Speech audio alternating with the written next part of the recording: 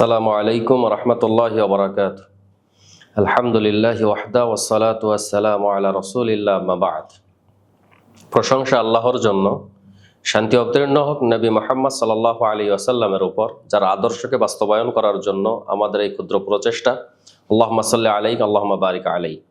Unite টিভির সম্মানিত দর্শক ও শ্রোতামণ্ডলী, যে যেখান থেকে এই মুহূর্তে আপনারা এই ভিডিওগুলো দেখছেন, আলহামদুলিল্লাহ, আল্লাহ রাব্বুল আলামিন আমাদের সবাইকে দুনিয়াতে এবং আখিরাতে উত্তম জাযা দান করুক, আল্লাহুম্মা আমিন। আমি আপনাদের সামনে খুবই গুরুত্বপূর্ণ একটি হাদিস নিয়ে আপনাদের মাঝে উপস্থিত হয়েছি। আল্লাহ রাসূল সাল্লাল্লাহু আলাইহি ওয়াসাল্লাম 657 নম্বর হাদিস সহিহ বুখারী, 651 নম্বর হাদিস সহিহ মুসলিমের বর্ণনায় বলছেন, আবু হুরায়রা রাদিয়াল্লাহু তাআলা আনহু থেকে বর্ণিত, আল্লাহ রাসূল সাল্লাল্লাহু আলাইহি ওয়াসাল্লাম বলছেন, লাইসা সালাতান আথকালা আলাল মুনাফিকি মিনাল ফাজরি ওয়াল ইশা। আল্লাহ রাসূল সাল্লাল্লাহু আলাইহি ওয়াসাল্লাম বলছেন, যে মুনাফিকের জন্য এশার সালাত এবং ফজরের সালাত আদায় করা খুবই কঠিন এবং কষ্টকর একটি বিষয়। কেন এশা এবং ফজরের সালাত আদায় করা কঠিন? কেন? এশার সালাত মানুষ সারাদিন পরিশ্রম করে ক্লান্ত শরীর নিয়ে বিশ্রামের জন্য, এশার যে সময়টা, ওই সময়টা বিশ্রামের জন্য সে ঘরে ঢুকে যায়। আর যখনই সে ঢুকে, তখন বিশ্রাম নেওয়ার জন্য যখন শুয়ে পড়ে, তখন আর এশার সালাত সে আদায় করতে পারে না। আর ফজরের সালাতটা হচ্ছে ঘুমের সবচেয়ে আরামদায়ক এবং মজাদার একটা সময়।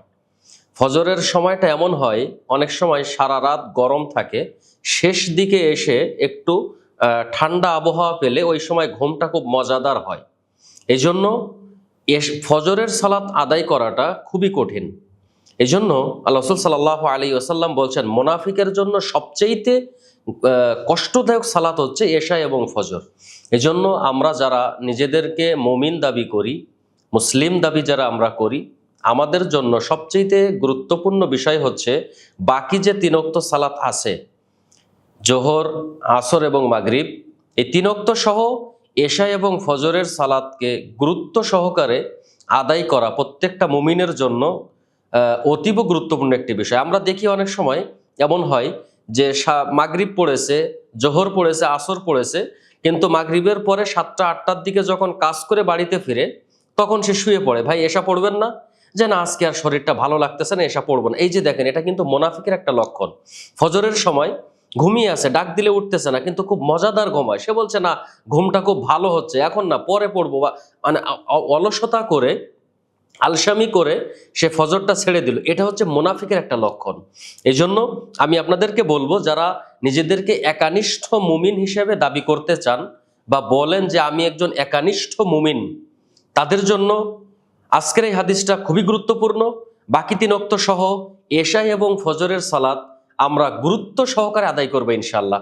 আল্লাহ রাব্বুল আলামিন আমাদের সবাইকে জোহর, আসর, মাগরিব সহ এশা এবং ফজরের সালাত যেন আমরা গুরুত্ব সহকারে আদায় করতে পারি, এবং মুনাফিকের খাতা থেকে যেন আমরা আমাদের নামটাকে মুছে ফেলতে পারি। আল্লাহ রাব্বুল আলামিন আমাদেরকে সেই শক্তি এবং সেই তৌফিক আল্লাহ রাব্বুল আলামিন আমাদেরকে দান করুক। আল্লাহুম্মা আমিন।